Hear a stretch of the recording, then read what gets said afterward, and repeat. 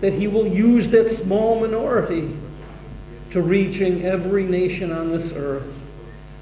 And I want to leave you with a simple illustration, and I will close and we will open up for question and answer. I am from Buffalo, New York. If you live in America and you mention Buffalo, Americans think one thing: a lot of snow and cold. And I know it gets really cold here in Poland. Growing up, I was a member of the Boy Scouts of America. Are there Boy Scouts here in Poland? And we learned many things. We learned, first of all, how to make a fire if we were camping. There are laws that govern the universe. There are laws that also govern the spiritual domain. If I wanted to start a fire, how would I do it? If I had a log and a box of matches, and I asked Peter to come up and help me to light a fire, and I asked him to hold a log, and I strike a match, and I put it under the log, will that log ever catch fire? That log is not going to catch fire. What do I need to do? I have got to start with something smaller, don't I? I've got to start with small pieces of wood. Maybe dried leaves too, something that's going to catch fire really quick. And then when you get something, a fire hot enough, now you're ready to put on your heavy logs. And this is how I view reaching the Jewish people.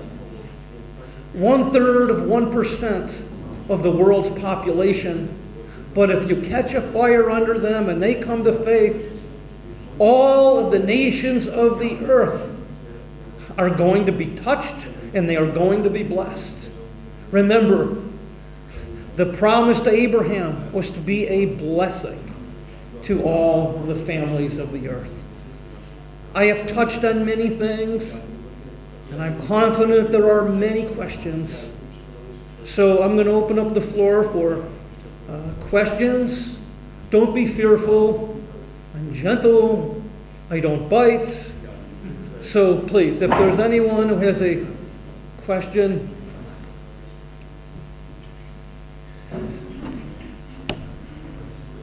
Maybe I will start with the first question. Yes. So you can well understand this. You are like, as the president of this union, like the Pope for us.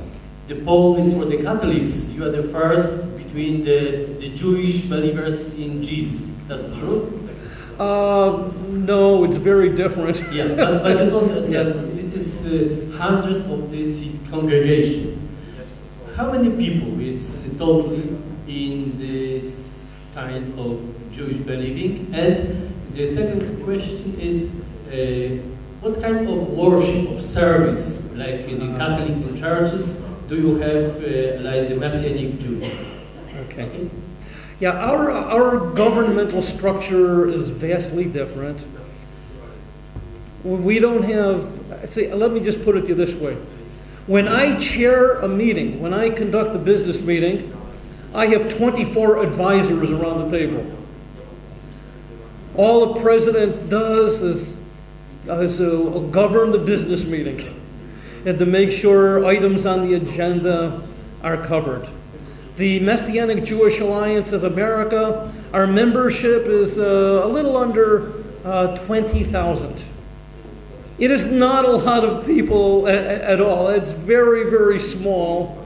Internationally, it's much smaller. I will have more details when we meet in Berlin in a few days. But our numbers are very, very small. Did I answer everything? I think I'm missing something. Okay. What about the worship? Our worship. See, that is a great question. It's very, very difficult. Oftentimes I hear the complaints, we're too Jewish, or we're not Jewish, or we're not Jewish enough. It's difficult to try to please everybody. Our worship is different than mainline synagogues. We incorporate into our worship many Hebrew liturgies, but we also have a time where we sing. And many of our songs are songs that we take from the Psalms.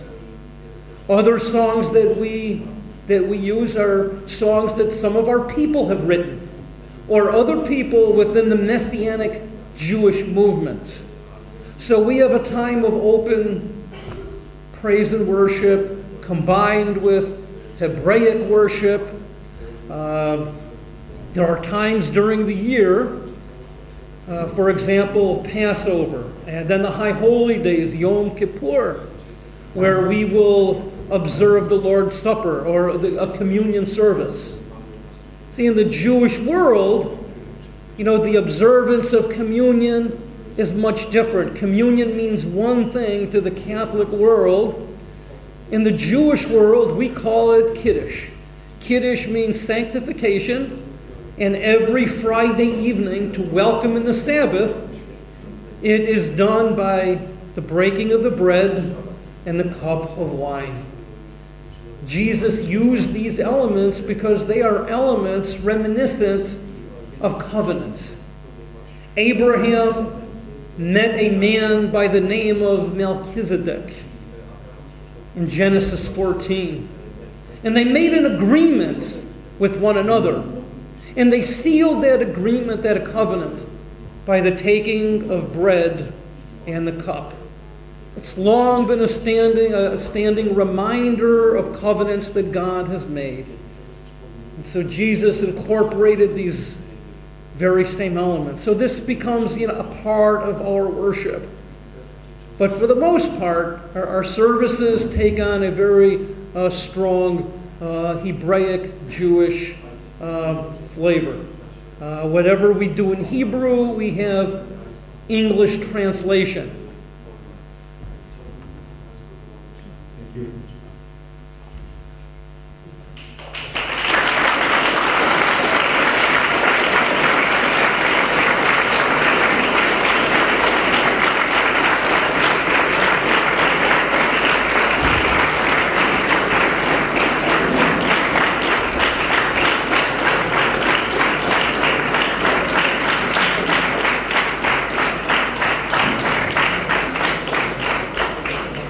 I wanted to ask how often do you meet with other members?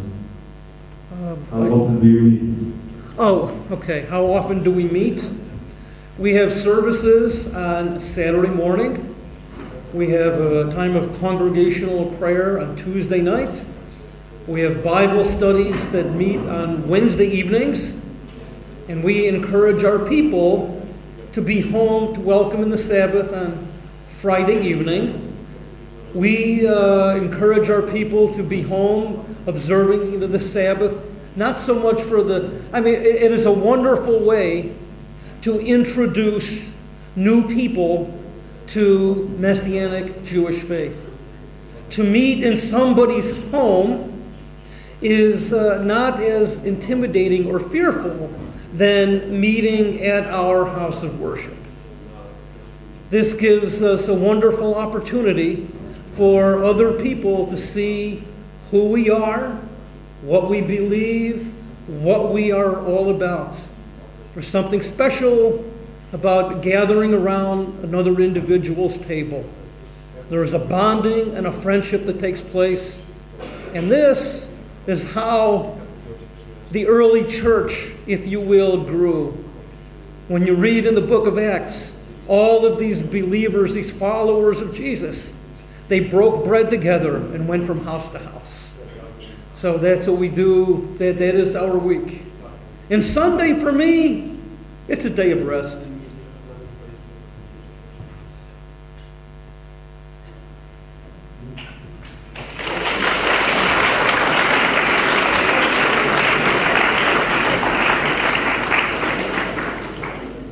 How does your ceremonies look like? Okay. I will open up the service, welcome and greet everybody. We will begin with an opening Hebraic prayer, the Matovu prayer, Following the Matovu prayer, we have a short time where we will sing.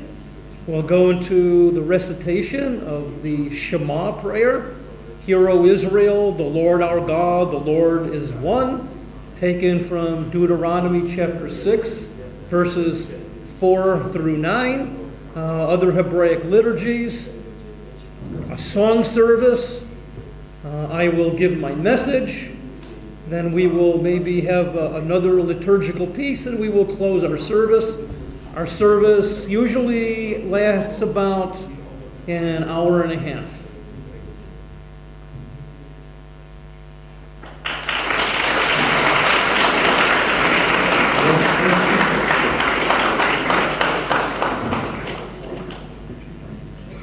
Ja mam tylko prośbę, bo z językiem problem mają nie tylko Amerykanie, Polacy też, więc prosiłbym o przetłumaczenie księdza. A pytanie jest następujące. Na rynku polskim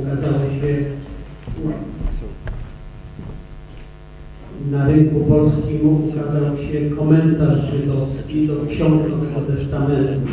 Wszyscy, którzy z nim się zetknęli, myślę, że doświadczyli tego, jak wielkie jest bogactwo i o wiele głębsze zrozumienie z tekstów Pisma Świętego. To w ogóle wiele osób jest wprost zafascynowanym faktem, że coś takiego się pojawiło, właśnie umożliwiające głębsze zrozumienie. A moje pytanie jest takie, jak w tym układzie Żydzi mesjanistyczni postrzegają tradycję, tą wielowiekową tradycję chrześcijańską i również aktualne nauczanie Kościoła.